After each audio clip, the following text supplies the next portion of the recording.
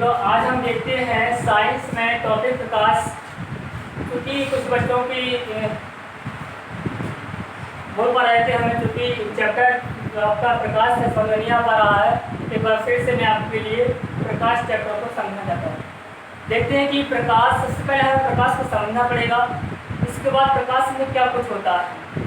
तो प्रकाश है क्या चीज़ है, प्रकाश है क्या चीज़। तो प्रकाश की डेफिनेशन क्या है आपकी, अर्थात लाइट।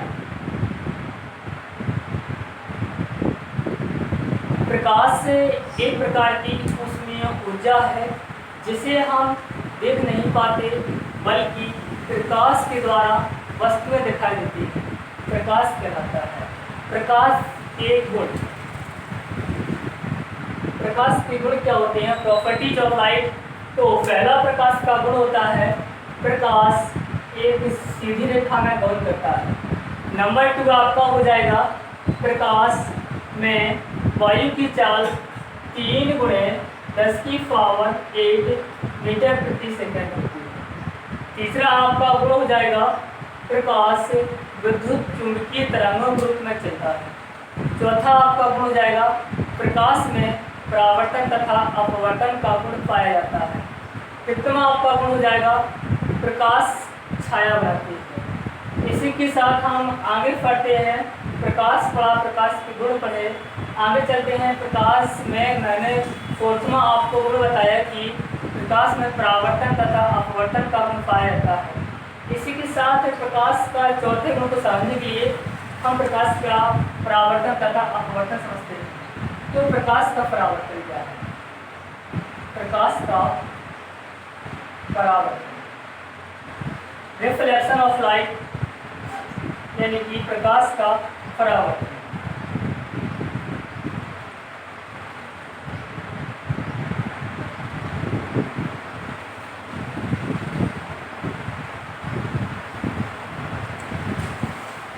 तो प्रकाश का परावर्तन है क्या, जब कोई प्रकाश की किरण किसी एक माध्यम से चलकर किसी दूसरे माध्यम के चिकने तल से टकराती है तो वह उसी माध्यम में वापस से लौट जाती है। इस घटना को प्रकाश का परावर्तन कहते हैं। जैसे कि मेरा कोई एक चिकना तल है, आप देख पा रहे होंगे Mn, और ऊपर जो आप H2 पर क्या है आपका एक माध्यम है वायु। माध्यम में मैंने माना कि ये मेरा आपका दर्पण लिए मैंने एक, ऊपर क्या आपकी एयर है, नीचे भी क्या आपकी एयर है। तो आपकी प्रकाश की किरण आएगी, यानी एक माध्यम से चलेगी, तो एक माध्यम से चलकर दूसरे माध्यम के चिकने तल से टकराती है तो वह उसी माध्यम में वापस लौट जाती है। इस घटना को प्रकाश का परावर्तन कहते हैं। और जो आने वाली किरण होती है आपतित किरण कहते हैं। दर्पण के परावर्तन के पश्चात लौटने वाली किरण को परावर्तित किरण कहते हैं। और जिस बिंदु पर आपतित होती है उस बिंदु को आपतन बिंदु कहते हैं, आपतन बिंदु कहते हैं। आपतित किरण, परावर्तित किरण, रे। और तो आपतन बिंदु पर खींचा गया लंब आपका अभिलंब कहलाता है। आपतन बिंदु पर खींचा गया लंब अभिलंब कहलाता है, अभिलंब कहलाता है। आपतित किरण और अभिलंब के बीच बना हुआ कोण आपतन कोण I कहलाता है, तथा परावर्तित किरण और अभिलंब के बीच बना हुआ कोण परावर्तन कोण R कहलाता है। इसी के साथ प्रकाश के परावर्तन के कुछ नियम हैं। प्रकाश के परावर्तन के नियम, पहला नियम होगा आपका आपतित किरण, परावर्तित किरण तथा अभिलंब तीनों तल के एक ही बिंदु पर होते हैं। क्लियर। दूसरा आपका सेकंड नियम होगा कि आपतन कोण का मान सदैव परावर्तन कोण के मान के बराबर होता है। तो आपके दो रूल्स हैं प्रकाश के परावर्तन के। इसी के बाद हम पढ़ते हैं किन किन में परावर्तन होता है। तो परावर्तन भाई दर्पण है, उसमें होता है दर्पण। तो दर्पण पढ़ना पड़ेगा। दर्पण है क्या चीज? दर्पण अर्थात मिरर। क्लियर? दर्पण क्या है? तो कांच, यदि कांच का कोई खोखला गोला ले लिया जाए, कांच के खोखले गोले या समतल प्लेट, किसी कांच के समतल प्लेट या खोखले गोले के एक पृष्ठ पर पॉलिश कर देने पर दूसरा पृष्ठ परावर्तक बन जाता है, दर्पण कहलाता है। क्लियर? दर्पण आपके कितने प्रकार के होते हैं? दर्पण 2 प्रकार के होते हैं। नंबर 1 समतल दर्पण, नंबर 2 गोली दर्पण। तो समतल दर्पण, आप नाम से इसकी डेफिनेशन बना सकते हैं। समतल दर्पण किसी कांच की समतल प्लेट के एक पृष्ठ पर पॉलिश कर देने पर दूसरा पृष्ठ परावर्तक बन जाता है, समतल दर्पण कहलाता है। आगे चलते हैं गोली दर्पण। गोली दर्पण किसे कहते हैं? तो किसी कांच के खोखले गोले के एक पृष्ठ पर पॉलिश करके दूसरा पृष्ठ परावर्तक बन जाता है, गोली दर्पण कहलाता है। अब गोली दर्पण, ये गोली दर्पण की आपकी क्या होती है? 2 टाइप्स के होते हैं, यानी 2 प्रकार के होते हैं। नंबर 1 अवतल दर्पण, नंबर 2 उत्तल दर्पण। तो यहाँ चलती है बात अवतल दर्पण किसे कहते हैं? अवतल दर्पण किसे कहते हैं?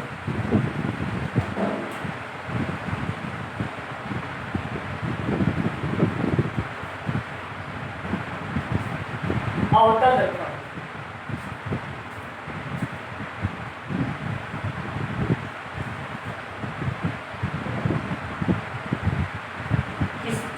ऐसा गोली दर्पण क्या है? ऐसा गोली दर्पण जिसके उभरे हुए भाग पर पॉलिश कर देने पर धंसा हुआ भाग परावर्तक बन जाता है, अवतल दर्पण कहलाता है। इसी के साथ उत्तल दर्पण किसे कहते हैं? उत्तल दर्पण ऐसा गोली दर्पण जिसके धंसे हुए भाग पर पॉलिश कर देने पर उभरा हुआ भाग परावर्तक बन जाता है, उत्तल दर्पण कहलाता है। इसके बाद गोली दर्पण से संबंधित कुछ परिभाषाएं हैं।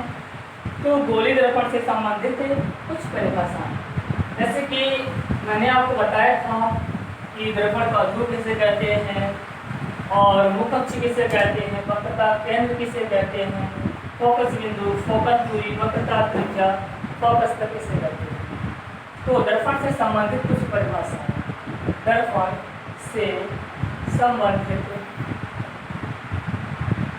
कुछ परिभाषा। दर्पण से संबंधित कुछ परिभाषाएं। नंबर 1 दर्पण का ध्रुव किसे कहते हैं?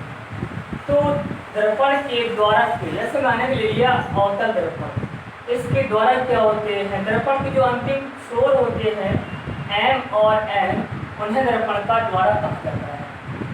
दर्पण के जो अंतिम छोर होते हैं उन्हें दर्पण का द्वारा कहते हैं। दर्पण के द्वारा के मध्य बिंदु को दर्पण का ध्रुव कहते हैं। इन दोनों के मध्य बिंदु दर्पण का ध्रुव कहते हैं। इसे P से प्रदर्शित करते हैं। आगे चलते हैं वक्रता केंद्र। वक्रता केंद्र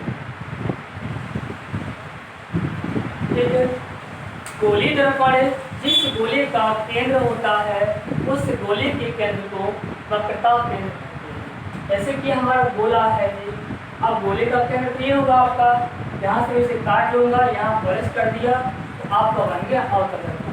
तो ये क्या होगा? किसी गोले का केंद्र ही होगा, तो ये सेंटर क्या होगा? इसका यहाँ सेंटर होगा। तो कहने का मतलब गोली दर्पण जिस गोले का केंद्र होता है उस गोले के केंद्र को वक्रता केंद्र कहते हैं। इसे C से प्रदर्शित करते हैं। जिसके बाद नंबर 3 मुख्य अक्ष। मुख्य अक्ष किसे कहते हैं?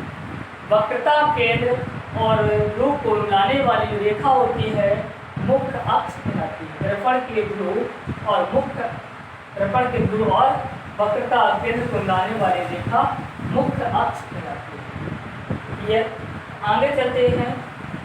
फोकस बिंदु किसे कहते हैं? फोकस बिंदु क्या है?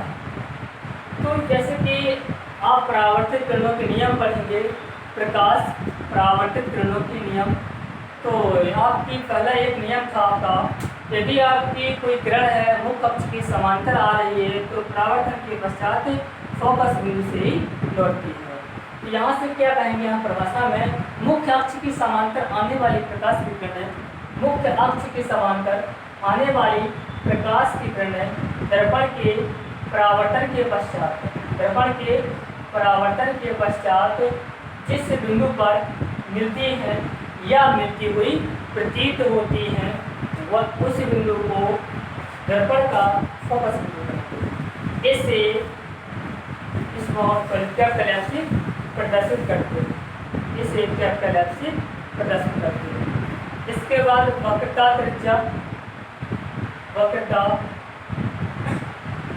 किसे कहते हैं? तो दर्पण के ध्रुव से वक्रता केंद्र तक की दूरी को वक्रता त्रिज्या कहा जाता है। इसे स्मॉल आर से प्रदर्शित करते हैं। इसी के बाद नंबर 6 होगा आपका फोकस दूरी इसे कहते हैं, यानी कि दर्पण के ध्रुव से फोकस बिंदु तक की दूरी को फोकस दूरी कहा जाता है। इसे स्मॉल एफ से प्रदर्शित करते हैं। तो हमने यहाँ से कुछ डेफिनेशन समझी हुई है, परिभाषा को समझा हुआ है, इन्हीं के सारों को आपको हम PDF में उपलब्ध करा देंगे। आगे चलते अभी मैंने कुछ आपसे बात की थी कि प्रकाश किरणों के परावर्तन के नियम क्या होते हैं। मैं आपको बता दूं, प्रकाश किरणों के परावर्तन के नियम। फर्स्ट नियम क्या होता है आपका, दर्पण उत्तल हो चाहे अवतल हो, दर्पण अवतल हो। फर्स्ट नियम है आपका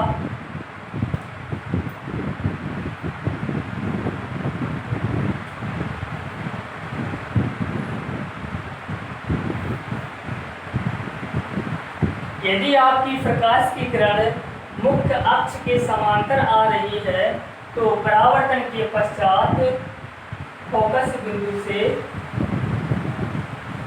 लौटती हुई जाएगी। क्लियर?